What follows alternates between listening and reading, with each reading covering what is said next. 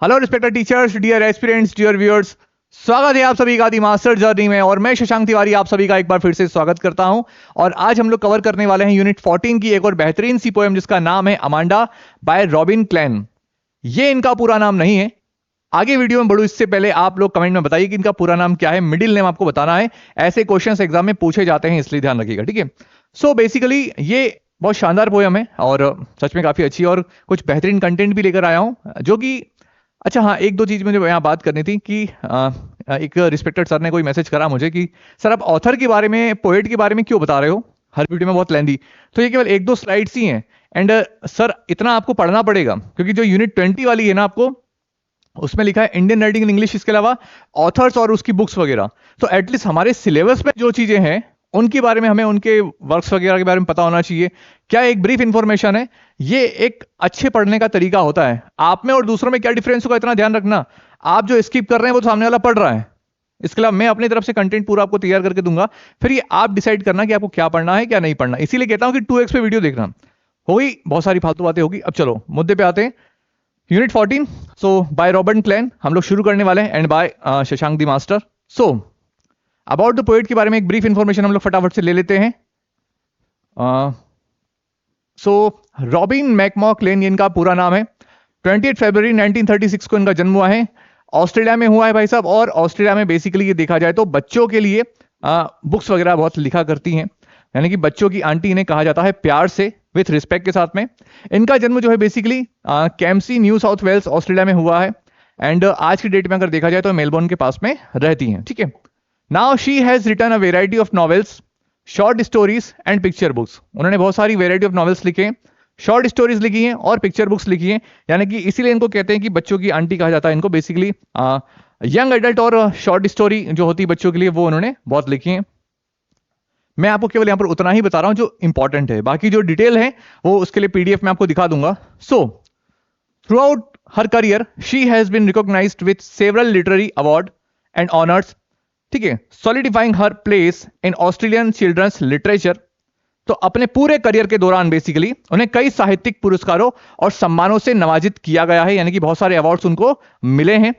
इसके अलावा फर्दर आगे क्या लिखा है, Robin McMaugh Klein's work continues to be relevant, ठीक है, particularly in helping young readers navigate the challenges of growing up. What does it mean here? इसका मतलब है रॉबिन मैकमॉ क्लेन का काम प्रासंगिक बना हुआ है, विशेष रूप से युवा पाठकों के बड़े होने में जो चुनौतियां हैं, जो चैलेंजेस है बेसिकली, उसको लेकर उन्होंने बहुत अच्छा काम किया है अपने वर्क में। ये सारी चीजें इनकी झलकती हैं। और हमारी जो ये पोएम है बेसिकली अमांडा, ये भी इसी से संबंधित है कि अमांडा जो एक बेसिकली गर्ल है जिसको उसकी मम्मी जो है बार बार नैगिंग करती हैं, टोका टाकी करती रहती है, तो उसको क्या इशू होते हैं, ये सारी हम लोग पढ़ेंगे इसके बारे में। सो उम्मीद करता हूं यहां तक आपको सभी को अच्छे समझ में आया होगा। और आगे हम लोग बात करते हैं। ये एक एग्जाम की पॉइंट ऑफ व्यू से इंपॉर्टेंट चीज मेंशन कर दी है कि 5 मिनट में आप इसको रिवाइज कर सकते हैं। सो बॉन्ड कहां हुआ है भैया? रॉबिन मैकमॉ क्लेन पूरा नाम है। 28 फरवरी 1936 को, आज की डेट में अगर बात करें तो 88 ईयर्स हो गए according to Wikipedia. Now genre क्या है? तो चिल्ड्रंस, यंग, एडल्ट फिक्शन ये लोग, ये हमारे जो पोएट हैं बेसिकली करते हैं। सो जेनरा यानी कि बच्चों की वर्क, बच्चों की पोएम्स वगैरह, इसके अलावा बच्चों की जो शॉर्ट स्टोरीज वगैरह, ये उनका जेनरा रहा है। नोटेबल वर्क्स के बारे में अगर बात करें तो हेटिंग एलिसन एशले, इसके अलावा halfway across the galaxy turn left, इसके अलावा came back to show you I could fly. इसमें children's hating Alison Ashley, I think ये थोड़ा सा मैंने इसके बारे में जाना था, तो 1984 आई थिंक उस समय ये पब्लिश हुआ था। तो अच्छा है, काफी अच्छा है, मुझे काफी अच्छा लगा। आई एम नॉट श्योर कि ये 1984, बट मैं अगर होगा तो मैं इस पर टिक करूंगा। Now moving on to the next slide. About the poem के बारे में कुछ इंपॉर्टेंट की फैक्ट्स बात करते हैं, इसके बाद हम लोग काफी डिटेल में चर्चा करने वाले हैं इसमें। सो पोएट कौन है? Robin मैकमॉ Klein. बार बार दोहराएंगे तो हमें ये तो पता हो ही जाएगा, क्योंकि याद रखना किसी एक पोएट का नाम आएगा, ये पक्की बात है।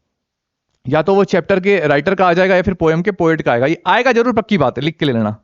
नाउ राइम स्कीम के बारे में बात करें तो बहुत सारे डाउट्स जो है मुझे इसमें देखने को मिले, लेकिन अंततः मैं कंक्लूजन पर जो पहुंचा हूं वो ये निकला है कि पहले तो इसकी कोई स्पेसिफिक राइम स्कीम बताई नहीं गई है। एक फ्री वर्ड्स की तरह इस पोएम को पढ़ाया यानी कि लिखा गया है, जिसमें रिदम आपको देखने को मिलता है। फिर सुनना, फ्री वर्ड्स की तरह इसको लिखा गया है जिसमें रिदम आपको देखने को मिलता है। लेकिन फिर भी अगर हम बात करें कि अगर पूछ लिया कि इसकी राइम स्कीम आखिरकार है ही क्या, तो हम एक कंक्लूजन पहुंचेंगे। तो जैसा कि इसमें स्पेसिफाई नहीं किया गया है कि कौन बच्ची को स्कॉल्ड कराने की समझा रहा है, वो मदर है या फादर, तो मैंने पेरेंट वर्ड लिख दिया। बेसिकली हम मदर को प्रीफर करेंगे, ठीक है। नाउ मदर ने जो भी स्टेटमेंट कहा है, मदर वाला जो स्टेंजा है उसकी राइम स्कीम है ए ए बी ए। इसके अलावा जो डॉटर है अमांडा, उसने जो भी अपने ख्यालों में रहती है उसकी जो राइम स्कीम है ए ए ए, ये ध्यान रखना है। कंबाइंड राइम स्कीम की अगर बात करें इसमें तो ए A B A triple C, ये इसकी राइम स्कीम रहेगी कंबाइंड। सर आपने तो कंफ्यूज कर दिया। हाँ जी, अब आप मुझे बताइए कि क्या आपने ये थोड़ा सा पढ़ा था। मैं फिर बता रहा हूं, मैंने अपने स्तर पर जितनी डिटेल्स निकाली है, क्योंकि 1% में चांस नहीं लेना चाह रहा हूं कि वो मुझे पता चला पढ़ने के बाद में कि ये फ्री वर्ड्स में रिदम के हिसाब से लिखी गई पोयम है, स्पेसिफिकली पूछा नहीं जाता है। लेकिन पेरेंट वाला जो है सेक्शन, उसमें ये वाली राइम स्कीम चलेगी ए ए बी ए, और डॉटर वाले में ए ए ए। कंबाइंड पूछा जाएगा तो ये वाली हमें मेंशन करना है कि अमांडा पोयम की राइम स्कीम क्या है, तो ए ए बी ए सी सी सी, ठीक है। सो अपने स्तर पर तो मैंने ये प्लान कर लिया है। फिर भी जैसे कि आप भी एस्पिरेंट्स हैं और कुछ रिस्पेक्टेड टीचर्स मुझसे सीनियर होंगे, कुछ मेरे जूनियर होंगे, कुछ हम उम्र होंगे, तो जहां तक मैंने रिसर्च करा है वहां ये, और मेरे हिसाब से 100% सही है, ठीक है। फिर भी अगर कुछ होगा तो हम लोग एडजस्ट करेंगे, वैसे तो सही है, डन, टेंशन नहीं लीजिए। पब्लिश के बारे में अगर बात करें 1985 इन स्नैक्स एंड लैडर्स, ठीक है। 1985 में हमारी पोएम पब्लिश होती है, किसमें, स्नैक एंड लैडर वाले पोएम कलेक्शंस में, poems about the ups and downs of life, इसमें ही ये हमारी पोएम पब्लिश हुई। ध्यान रखना तो कब पब्लिश, ये इंपॉर्टेंट है। नाउ इंट्रोडक्शन के बारे में अगर बात करें तो क्या मेंशन है, Robin Klein has express the views of a little girl. बड़ी खूबसूरती से रॉबिन क्लेन पोएट ने जो लिटिल गर्ल है उसके व्यूज को एक्सप्रेस किया है। अमांडा जिसका नाम है, Amanda who is constantly pointed out by her mother, Amanda जिसको लगातार जो है अपनी मम्मी की तरह पॉइंट आउट किया जा रहा है भाई साहब, ठीक है, bye her mother for making mistake, यानी कि जो छोटी मोटी बच्ची जो है गलतियां कर देते हैं उनके लिए बार बार उसको कॉन्स्टेंटली लगातार पॉइंट आउट किया जा रहा है, उसको बोला जा रहा है, टोका जा रहा है। Mistakes which she considers so as they are not part of the code of good conduct laid out by which so the society in which we live, यानी कि जिस सोसाइटी में हम लोग रहते हैं वहां पर ये छोटी छोटी जो बच्चे जो गड़बड़ी कर देते हैं, जैसे नाखून खाना वगैरह या फिर झुक के बैठना वगैरह, तो ये इसके रिगार्डिंग उसकी जो मदर होती है वो उनको समझाती है। तो ये जो है उनकी मम्मी का ऐसा मानना है कि एक गुड कोड ऑफ कंडक्ट के तहत मतलब ये सारी चीजें अच्छी नहीं मानी जाती जिस समाज में हम लोग रह रहे हैं। तो उसी के रिगार्डिंग ये पोएम है। ये पोएम का मोटिव बेसिकली क्या है कि वो समझाते हैं कि आपको ऐसे नहीं करना है, ऐसे करना है। लेकिन बच्चे तो बच्चे होते हैं, तो बच्चों को दूसरे तरीके भी समझा दिया जाता है। यही हमारे पोएम सिखाने का प्रयास करें, यानी कि एक तरीके से ये पोएम जो है पेरेंट्स के लिए है कि आपको बच्चों को किस तरीके से समझाना है। बात बात पे टोकने की बजाय उनको ये समझाना है कि अगर तुम ऐसा करोगे तो उसका कॉन्सिक्वेंसेस ये रहेगा, ठीक है। तो प्रेम से उसको थोड़ा सा अदर वे में समझाने का प्रयास किया है, बजाय इसके कि नहीं तुमने ये नहीं करा, तुमने वो नहीं करा। ये मोटिव है, ठीक है। So moving to the next slide, about the poem में कुछ इसके बारे में और बात करते हैं। की थीम्स के बारे में अगर बात करें, किसी ने पूछा कि भाई साहब थीम क्या है पोएम की, तो दो हमने मेंशन करी है, parental authority versus childhood freedom. इसमें ए और बी पॉइंट मेंशन करें। Amanda's mother imposes strict rules on her behaviour.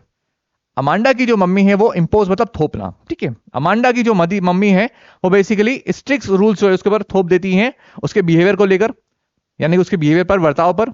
Representing society expectations, जहां पर वो क्या रिप्रेजेंट करती है कि ये जो समाज की जो एक्सपेक्टेशंस है उसके अकॉर्डिंग, जो मैं आपको बता चुका हूं कि हमारा समाज ये चाहता नहीं भैया, हमारा समाज कुछ नहीं चाहता। हमारा समाज चाहता है बच्चे फ्री रहें, हैप्पी रहें। हाँ, थोड़ी बहुत उनको चीजें एटिकेट जरूर सिखाइए, लेकिन हर चीज के लिए पॉइंट आउट बिल्कुल नहीं करना चाहिए। बच्चे हैं, उनकी लाइफ से बिल्कुल खिलवाड़ नहीं करना, उनको उनका बचपन एंजॉय करने दो, ठीक है। नाउ ये मेरा पॉइंट ऑफ व्यू, ठीक है, हमें लेकिन पोएट के हिसाब से सुनना है, समझना है। Now Amanda's imagination symbolise her desire for independence and creative freedom. जो अमांडा है उसकी जो इमेजिनेशन है, जैसा कि हम इसको पोएम को पढ़ेंगे तो पता चलेगा कि हमारी ललो क्या क्या इमेजिन करती रहती है। वो क्या सिंबलाइज करती है, हर डिजायर, उसकी जो है इच्छा, फॉर इंडिपेंडेंस उसकी जो स्वतंत्रता है उसके बारे में बात होती है, एंड क्रिएटिव फ्रीडम जो अपने माइंड में वो चलाती रहती है उसके बारे में यहां पर मेंशन किया गया। Now the theme of robin clans poem, एक और मेंशन करा है Amanda, is childhood innocent and the challenges of uttering maturing, ठीक है। एक और थीम क्या मेंशन करी है रॉबिन क्लेन ने इस पोएम की, यानी कि हमने जो एक तैयार करी है थीम पोएम को पढ़ने के बाद में, कि Amanda is childhood innocence and the challenges of maturing, यानी कि जो मैच्योर होने में जो चैलेंजेस उसको फेस करने पड़ रहे हैं, वो सारी चीजें हमने मेंशन करी है इसके अंदर। ठीक है, आप ये समझ सकते हैं इस चीज को अच्छे से कि ये दो थीम इंपॉर्टेंट है। ठीक है, now critic of over protection, ये एक इंपॉर्टेंट पॉइंट है। जो आप कहते हो ना कि सर 10th क्लास की पोयम है, तो देखो आपसे एक्सपेक्टेशन ग्रेजुएशन लेवल तक की जाती है कि आप इस लेवल का पढ़कर आएंगे, तो कंटेंट को ग्रेजुएशन लेवल तक ही तैयार करना होता है उसके बाद, क्योंकि इतने आसान क्वेश्चन, जस्ट इमेजिन करें कि जितने भी एस्पिरेंट्स होंगे, पोयम सबको रटी होगी, पोयम के राइटर सबने पढ़े होंगे, आपने डिफरेंट क्या किया? अगर सबके 100 में से 100 नंबर आ गए तो फिर कहानी खत्म। तो कुछ तो डिफरेंट पढ़ना पड़ेगा, तभी कॉम्पिटिशन और एग्जाम में ऐसे ही क्वेश्चन पूछे जाते हैं। टेट लेवल के एग्जाम देने वाले हैं रिस्पेक्टेड सर आप लोग। Now critic of overprotection, तो Robin Klein supply critics overprotective and overly critic parenting, suggesting that it can stifle a child's creativity and happiness। यानी कि रॉबिन क्लेन अति सुरक्षात्मक यानी कि ओवर प्रोटेक्टिव, ठीक है, और अत्यधिक आलोचनात्मक पालन पोषण की सूक्ष्मता से आलोचना करते हुए सुझाव देते हैं कि यह बच्चे की बेसिकली रचनात्मक और खुशी को दबा सकता है। यानी कि बच्चा आपका क्रिएटिव है, लेकिन आप जो है क्या हो रहे हैं, ज्यादा ओवर प्रोटेक्टिव हो रहे हैं, और आप जिस तरीके से उसका पालन पोषण कर रहे हैं उसकी वजह से जो बच्चा है वो अपनी लाइफ में अपनी खुशी को दबा सकता है, जो कि बिल्कुल नहीं करना है। ये चीज हमें ये चीज बताती है क्रिटिक ओवर प्रोटेक्शन। ठीक है, नाउ मोरल के बारे में बात करें तो जो पोएट्री यानी कि जो हमारी पोएम बेसिकली वो हमें क्या मोरल दर्शाती है? The poem serves as a reminder to parents. ध्यान रखिए, ये इंपॉर्टेंट है, मैंने इसीलिए लिखा है कि मोरल क्या है। The poem serves as a reminder to parents to allow their children freedom to grow, explore and express themselves without constant criticism. क्या कहने का मतलब है आप मुझे बताइए यहां पर कि the poem serves as a reminder to parents to allow their children freedom to grow, यानी कि ये पोएम हमें ये बताती है कि जो पेरेंट्स है बेसिकली वो अपने बच्चों की फ्रीडम यानी कि जो ग्रो होने वाली जो फ्रीडम है उसको थोड़ा सा अनुमति दें, बड़े प्रेम से दें। इसके अलावा and expresses themselves without constant criticism, यानी कि उसको लगातार हमें क्रिटिसाइज नहीं करना है। जो बच्चों का बचपन है उसको उनके हिसाब से थोड़ा सा ग्रो होने का मौका दीजिए। ठीक है, इसका मतलब ये नहीं कि पूरी तरीके से फ्रीडम देना है जिससे वो बिगड़ जाए, लेकिन ये हमें बताती है, इसका मोरल है कि बच्चों को फ्रीली एंजॉय करने दीजिए उनकी लाइफ, आप गाइड कीजिए, लेकिन ओवर प्रोटेक्टिवनेस नहीं दिखाइए। ठीक है, सो आगे बढ़ते हैं। Now check this PDF. Okay, मैं भूल जाता हूं इसलिए मैं लिख देता हूं एक स्लाइड पे कि हाँ मुझे अब टाइम ये करना है। सो ये रही आपकी पीडीएफ जो हमने अमांडा पोएम पर तैयार की गई है। बेसिक इंफॉर्मेशन के बारे में थोड़ा सा जूम कर लेते हैं इसको। ये आपकी बेसिक इंफॉर्मेशन जिसमें कुछ इंपॉर्टेंट पॉइंट हमने मेंशन करके आप स्क्रीनशॉट ले सकते हैं। इसके अलावा बहुत सारी इंपॉर्टेंट चीजें, देखो स्लाइड्स में उतनी ही चीजें बताता हूं सो दैट कि आपका इंपॉर्टेंट हो और कम से कम टाइम पीरियड में आपको लेक्चर एक्सप्लेन कर दिया जाए। अर्ली लाइफ के बारे में मेंशन कर रखा है, करियर के बारे में मेंशन कर रखा है। ठीक है, उसके अलावा other notable awards, health issues क्या रहे, अवार्ड्स के बारे में मेंशन किया है। ओके, बाइब्लोग्राफी मेंशन करी है। इसके अलावा एमसीक्यूज जो है जो पोएट के बिहाफ पर बन सकते हैं वो हमने मेंशन कर दिए हैं। आप देख सकते हैं लगभग आई थिंक 28-29 क्वेश्चन जो है हमने केवल और केवल अभी पोएट के लिए पोएट के ऊपर मेंशन करें। इसके अलावा और भी अच्छे क्वेश्चन, लगभग 75 प्लस क्वेश्चन हमने पोएम से संबंधित लिए हैं। तो 29-30 ओके ओके ओके ओके, काफी अच्छे हैं यार ये तो। नाउ 35 क्वेश्चन जो है हम लोगों ने तैयार करे हैं केवल और केवल पोएट के ऊपर।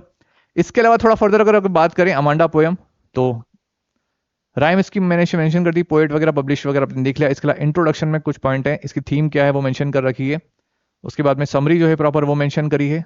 नाउ समरी हम अभी एक बार डिस्कस कर लेंगे।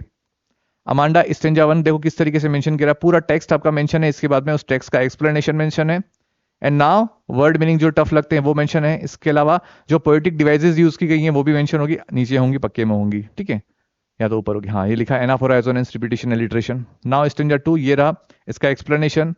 उसके बाद में वर्ड मीनिंग जो आपको टफ लगते हैं वो। नाउ लिटरेरी डिवाइसेस मेंशन करी गई हैं, ये स्टेंजा 3 सेम पैटर्न हम लोगों ने कंसीडर किया एक्सप्लेनेशन अपने, जो भी वर्ड मीनिंग वगैरह जो भी उसकी लिटरेरी डिवाइसेस यूज हुई हैं वो सारी मेंशन कर दी हैं, आप चेकआउट कर सकते हैं। नाउ और इसके बाद में इसके एमसीक्यू। ठीक है, ओके ओके ओके ठीक है, stanza wise MCQ proper mention कर दिए।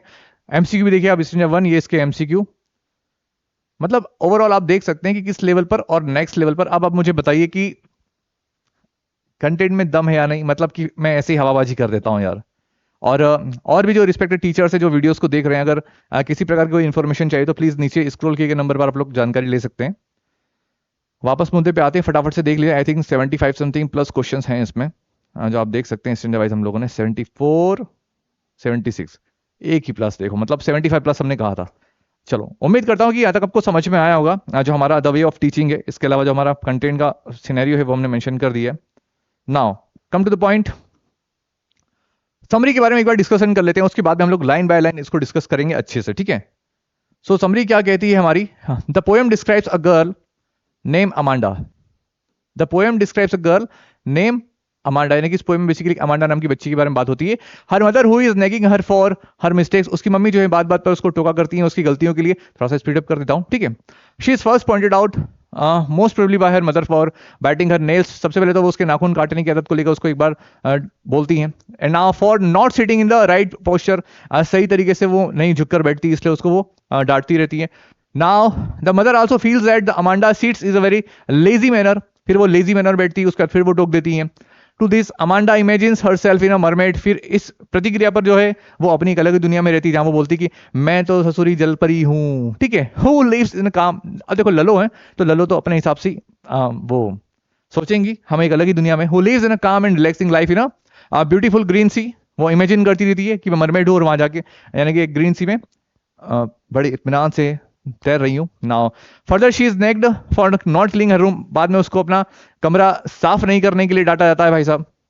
एंड शूज, उसका जूते साफ नहीं होते हैं इसलिए। And also for not doing her homework, homework भी नहीं करती, इसके लिए भी उसको डांटा जाता है। Now she then imagine herself to be an orphan, फिर वो अपने आप को अनाथ महसूस करती है, because she is now fed up of being watched by her parents continuously. देखो पेरेंट्स मेंशन किया, मैंने कहा मदर के बारे में नहीं कहा है, लेकिन हम लोग मान के चलने, क्योंकि मम्मी का ही अधिकार होता है, ठीक है। जन्म मां देती है तो मेरे हिसाब से सर्वोपरि मम्मी होती है, ठीक है। इसलिए हमने पेरेंट्स भी लिखा है और मम्मी भी लिखा है, ठीक है। नाउ अब एक्सेप्शंस आर एवरी देयर, देखो वो होती है, लेकिन उसको आप नहीं ऐसे कंसीडर कर सकते। Now she says that she would have enjoyed her freedom and then by making the parents of her bare feet on the sand and would live a peaceful life. फिर वो इमेजिन करती रहती कि एक रेत पर मैं नंगे पैर जा रही हूँ, डिजाइन वगैरह बना रही हूँ, मतलब ये सारी चीजें उसमें बताई गई हैं। ये है बेसिकली वो क्या है, ये समरी है उसकी, और थोड़ा भी आगे और है। उसके बाद हम लोग लाइन बाय लाइन करेंगे तो और थोड़ा सा आराम से करेंगे, ठीक है।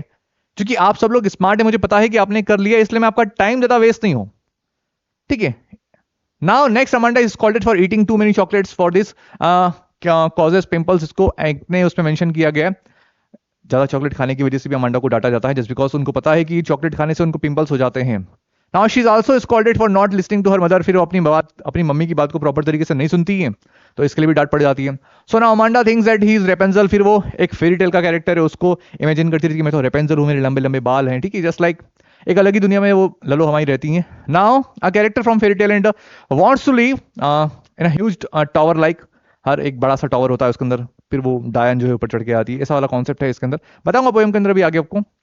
इन the tower she will be alone and will be peaceful in life, अकेली है, शांति प्रिय उसकी लाइफ है। And will never allow anyone to come in, किसी को भी वो अलो नहीं करेगी भाई साहब कि आप इंटरफेयर करें ना, यानी कि इंटर हो। Finally the mother asks her to stop being moody because she doesn't want to anyone and blame her harassing her daughter.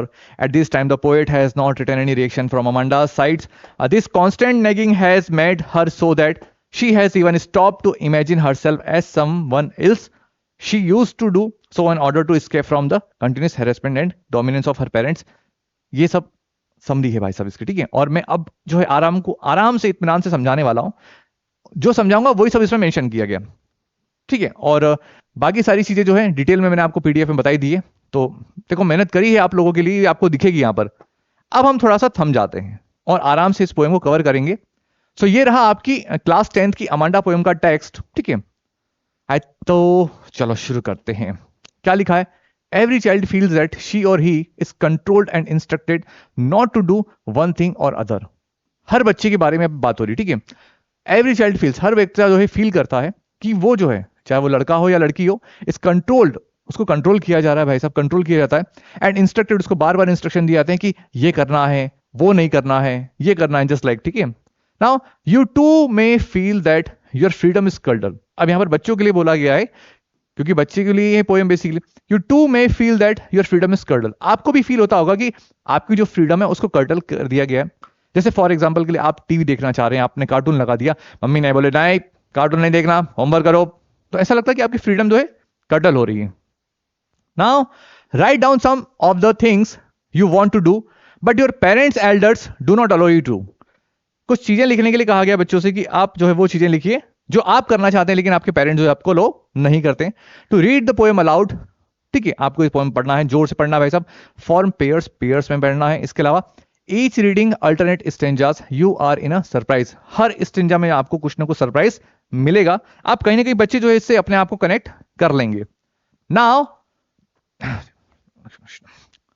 Don't bite your nail Amanda. एक एक चीज ध्यान रखना, देखो किस तरीके से क्वेश्चन पूछे जाएंगे।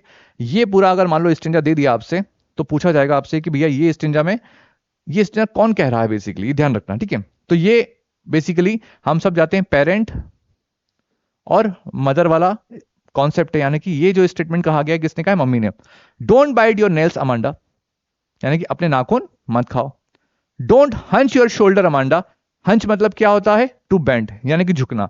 यहां मेंशन पोजीशन बना दी गई, देखो जी, देखो ये लड़का स्ट्रेट बैठा है और लड़का हंच है, ठीक है, इस तरीके से। इससे क्या आसान हो जाएगा आपको समझने में। Don't hunch your shoulder Amanda, अपने शोल्डर्स को झुकाओ मत। Stop that slouching and sit up straight, ये इस तरीके से स्लाउचिंग यानी कि बिल्कुल लेजी मैनर में, जैसे होता ना हम थक जाते तो ऐसे डले हैं बिल्कुल, तो उसको बोलते हैं स्लाउचिंग, ठीक है। तो इस तरीके से बैठना बंद करो, लेटना बंद करो, स्लाउचिंग करना बंद करो। एंड सिट अप स्ट्रेट, और सीधे बैठो अमांडा।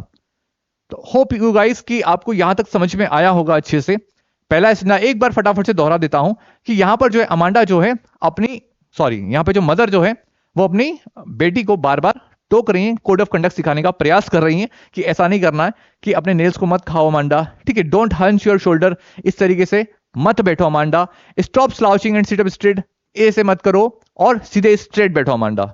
नाउ अब अमांडा क्या कह रही है, देखो ध्यान रखो कि कॉमा यानी कि inverted comma in the sense कि ब्रैकेट के अंदर ये सेक्शन लिखा गया है, इसका मतलब यह है कि ये चल रहा है वर्ल्ड ऑफ अमांडा, यानी कि अमांडा जो है एक अलग ही दुनिया में है और इसको एक स्पेशल टर्म के नाम से जाना जाता है जिसको बोलते हैं पैरेंथेसिस, ठीक है, पैरेंथेसिस, ठीक है। Now there is a language. अब लैंग्वेज क्या है यहां पर, लैंग्वेज मतलब एक रिलैक्स जगह, ठीक है, यानी देयर इज अ लैंग्वेज यानी कि आराम से इत्मीनान से एक शांत सा क्या है, एमराल्ड सी है, और ये रहा एमराल्ड सी, ठीक है, जैसा कि आपको यहां पर दिख रहा होगा। तो यहां पर बोल रहे हैं कि बड़े ही शांत एक एमराल्ड सी है। Where the sole inhabitant is me, sole means अकेला, इनहेबिटेंट मतलब रहवासी। तो यहां पर एक शांत एमराल्ड सी में एक अकेला रहवासी कौन है, केवल मैं, अमरमड। और मैं कौन हूं, बेसिकली अमरमड, ये ध्यान रखना। ड्रिफ्टिंग ब्लीसफुली, ड्रिफ्टिंग का मतलब क्या है, drafting is a driving technique but here we are using in the manner of swimming. और मैं क्या कर रही हूं, ब्लीसफुली मतलब क्या है, सुखपूर्वक, मैं बड़ी खुशी के साथ शांतपूर्वक तरीके से उस समुद्र के अंदर ग्रीन सी में तैर रही हूं, ठीक है। तो ये तो था अल्टीमेटली अमांडा का जोन। तो एक बार फिर से कंक्लूड कर लेते हैं, जब उसकी मम्मी जो है उसको इस तरीके से बोलती हैं तो वो जो है एक अलग ही दुनिया में होती है अमांडा, और वो क्या कहती है कि देयर इज अ एक शांत सा एमराल्ड सी है जिसमें अकेली इनहेबिटेंट कौन हूं, रहवासी कौन हूं, मैं हूं। और मैं कौन हूं, बेसिकली एक मरमेड हूं जो क्या कर रही है, बड़े ही शांत प्रिय तरीके से, सुखद पूर्वक तरीके से तैर रही है, ठीक है। होप रिस्पेक्टेड टीचर्स की दोनों स्टेंजा अच्छे से समझ में आए होंगे। आगे बात करते हैं, ठीक है। Now did you finish your homework Amanda, क्या तुमने अपना होमवर्क कंप्लीट किया। Did you tidy your room, क्या तुमने अपना रूम क्लीन किया, टाइडी मींस क्या है, क्लीन। तो क्या तुमने अपना रूम क्लीन किया Amanda. I thought I told you to clean your shoes, मुझे याद है कि मैंने तुम्हें भाई साहब अपने शूज साफ करने के लिए कहा था अमांडा। तो ये सारी चीजें दोबारा से किसने कही है, ये उनकी मम्मी ने कही है। तो उम्मीद करता हूं कि आप सभी को रिस्पेक्टेड टीचर्स यहां तक समझ में आया होगा अच्छे से। फिर से एक बार कर लेता हूं, पहला उसकी मम्मी ने कहा है, दूसरे में ललो हमारी एक अलग ही दुनिया में है, तीसरा फिर से कहा है, और फिर से क्या कहा है कि होमवर्क के बारे में कि आपने अपना होमवर्क कंप्लीट किया है कि नहीं, इसके अलावा अपना रूम क्लीन किया है कि नहीं, इसके अलावा मैंने आपसे कहा था कि अपने शूज को साफ कर लीजिए अमांडा। नाउ अब फिर से ब्रैकेट वाला सेक्शन आया है, इसका मतलब अमांडा एक फिर से एक अलग ही दुनिया में, वो क्या कहती है, I am N orphan. Orphan means हम सब जानते हैं क्या होता है, अनाथ, जिसके माता पिता इस दुनिया में न हो। सो आई एम एन ऑर्फन। तो अमांडा क्या कहती है कि मैं अनाथ हूं। रोमिंग द स्ट्रीट, और मैं क्या कर रही हूं, स्ट्रीट मतलब हम सब जानते हैं गलियां, रोड, सड़क, तो मैं वहां पर घूम रही हूं। I pattern soft dust with my hurst bare feet. Hurst मतलब क्या होता है, वेरी क्वाइट एंड स्टिल, ठीक है, यानी कि अब मैं क्या कर रही हूँ, आप पैटर्न मतलब वो ड्रॉ करना, जैसे हम लोग मान लो कभी रेत पर अगर हम चल रहे हैं तो हम पैर से एक पैटर्न ड्रॉ कर लेते हैं, तो उस तरीके से। ठीक है, होप कि ये वाली मेरी बात आपके यहाँ तक पहुंच गई होंगी। जैसे इमेजिन करके आप रेत पर खड़े और फिर आप कोई पैटर्न ड्रॉ कर रहे हैं। ठीक है, तो I pattern soft dust with my hurst. Hurst mean क्या है, बहुत ही शांत, और इससे यानी कि नंगे पैरों से मैं क्या कर रही हूँ, बहुत ही शांत तरीके से उस पर पैटर्न ड्रॉ कर रही हूँ। द साइलेंस इज गोल्डन, और ये जो साइलेंस है इस समय, ये उसको किससे कंपेयर किया गया है, गोल्डन से, यानी कि काफी गोल्डन ये साइलेंस है। द फ्रीडम इज स्वीट, और ये जो फ्रीडम है जहां पर किसी प्रकार की रोक टोक नहीं है, ये कैसी है, एकदम स्वीट। ठीक है, now don't eat the chocolate Amanda, remember your acne Amanda, will you please look at me when I am speaking to you Amanda. तो फिर से वापस स्टेटमेंट आता है, और ये मम्मी फिर से हमारी ललो को एक बार ज्ञान देती हुई मिलती हैं। क्या कहती हैं कि चॉकलेट मत खाओ अमांडा, तुम्हें अपने पिंपल याद है अमांडा, और प्लीज मेरी तरफ देखो जब मैं तुमसे बात कर रही हूं तो अमांडा। लेकिन ललो तो अपनी एक ही अलग दुनिया में है। ठीक है, हियर ललो मीन्स अमांडा। ठीक है, होप कि आपको मेरी बात पहुंच गई होंगी। नाउ अब फिर से ये ब्रैकेट में सेक्शन मेंशन किया गया है, तो हम उसको आगे देख लेते हैं। I am Rapunzel. अब अमांडा क्या इमेजिन करे कि मैं कौन हूं, मैं हूं भैया रपेंजल। और रपेंजल कौन है, बेसिकली यहाँ पर मेंशन एक फेरी टेल का कैरेक्टर है ये। ठीक है, जिसके बहुत लंबे बाल होते हैं, जो कि एक टावर में रहती है, और बहुत लंबे लंबे बाल होते हैं, जिस पर वो डायन पकड़ के ऊपर बाल चढ़ के ऊपर आ जाती है। ठीक है, ऐसा मैंने देखा है बचपन में, लेकिन ठीक है यार, अब वो मत याद दिलाओ बचपन, यार बचपन अच्छा होता है। ठीक है, नाउ मैं कौन हूं, मैं रपेंजल हूं। I have not a care, और मुझे कोई किसी प्रकार की चिंता की बात ही नहीं है, मुझे कोई चिंता नहीं है भैया, एकदम relax. Life in tower is tranquil and rare. जो मेरी लाइफ है अल्टीमेटली टावर में, वो क्या है, ट्रैंक्विल। ट्रैंक्विल मींस क्या लिखा है, काम एंड, हाँ काम यानी कि शांत। तो मेरी जो जिंदगी बेसिकली टावर में वो एकदम शांत है, एंड रेयर।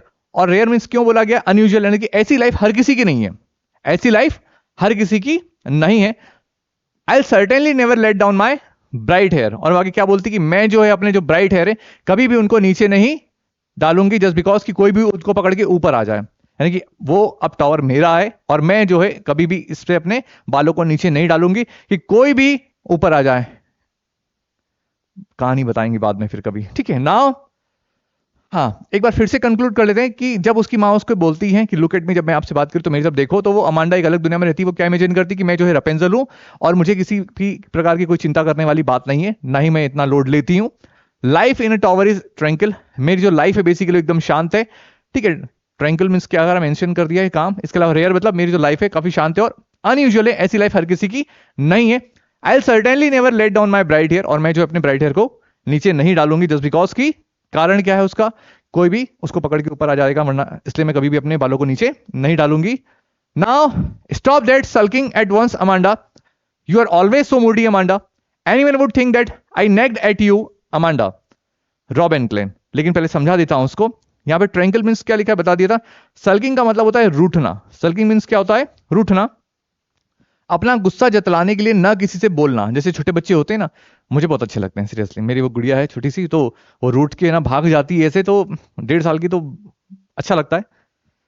चलो, तो stop that sulking at once Amanda. Sulking मतलब बता दिया कि रूठना, तो वो इस तरीके से रूठ के बैठ जाती है, उसकी मम्मी की तरफ ध्यान नहीं देती है, तो बोलती है इस तरीके से रूठना वगैरह बंद करो। You are always so moody, तुम हमेशा जो है मूडी रहती हो अमांडा। एनीवन वुड थिंक, और जब तुम इस तरीके से बिहेव करोगी, ऐसे अगर रहोगी, और कोई अगर तुम्हें देख लेगा तो क्या कहेगा, एनीवन वुड थिंक, हर कोई ये सोचेगा that I nagged at you, मैंने क्या करा है, अल्टीमेटली मैं तुम्हें डांट रही हूं, इस तरीके से कोई सोचेगा। यानी कि कहीं ना कहीं उस लल्लो की मम्मी को अपनी इमेज की चिंता है कि देखो सामने वाला कैसे अपनी बेटी को डांट रही है। इसलिए तो उम्मीद करता हूं कि आपको एक बार ये कहानी फिर से अच्छे समझ में आई होगी। और ये कुछ ग्लॉसरी है, इनको मेंशन कर दी है सारी चीजें। फिगर ऑफ स्पीच जो यूज होने वाली लिटरेचर वो पीडीएफ मैंने मेंशन कर दी है, वो आप लोग चेकआउट कर लेना, व्हाट्सएप पे आप सभी को मिल जाएगी। इसके अलावा वर्ड मीनिंग ध्यान रख लेना। इसके अलावा इस चैप्टर के अंदर और भी कुछ मेंशन है, आल्दो मैंने केवल उनका फोटो निकाल कर क्रॉप करके उसको लगाया है आपको समझाने के मोटिव से। तो इसके नीचे भी अगर कोई सेक्शन हो तो पढ़कर चलना। बार बार दोहराता हूं, एनसीईआरटी का जब तक चैप्टर लास्ट पेज तक खत्म ना हो, अगर उसमें ग्रामर से संबंधित कोई चीजें मेंशन हो तो प्लीज पढ़ के चलना, क्योंकि अगर वहां से क्वेश्चन पूछ लिया तो आपको ख्याल में ये आएगा। देखो मैं अपना सारा एक्सपीरियंस आपके साथ शेयर कर रहा हूं, क्योंकि होता है क्वेश्चंस वहां से दे दिया, अरे सर हमने तो केवल चैप्टर ही पढ़ा था, चैप्टर में से तो दिया नहीं। अरे क्यों नहीं दिया, उसने अगले पेज से दिया, तुमने वो पढ़ा किसी में एडवर्ब आएंगे, किसी में एडजेक्टिव आएंगे। तो एक बार जब तक वो पूरा नया चैप्टर शुरू ना हो जाए तब तक हर वो चीज जो ऐसी लगती है कि इंपॉर्टेंट है उस पर नजर जरूर मार के डालिएगा आप लोग, ठीक है। सो इस तरीके से हमने भाई साहब ये हमारा चैप्टर कंप्लीट कर लिया है और उम्मीद करता हूं कि आप सभी तक मेरी बात जो है अच्छे से पहुंची होंगी। ये I think slide change, okay, हाँ।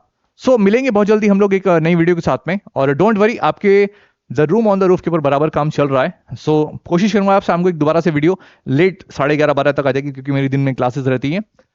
तो उम्मीद करता हूं कि यहां की बात जो है वहां तक पहुंच गई होगी, और बहुत जल्दी हम सभी आप सभी के साथ एक बार फिर से मिलेंगे एक नई वीडियो के साथ में। Till then stay safe, keep in touch, thank you very much.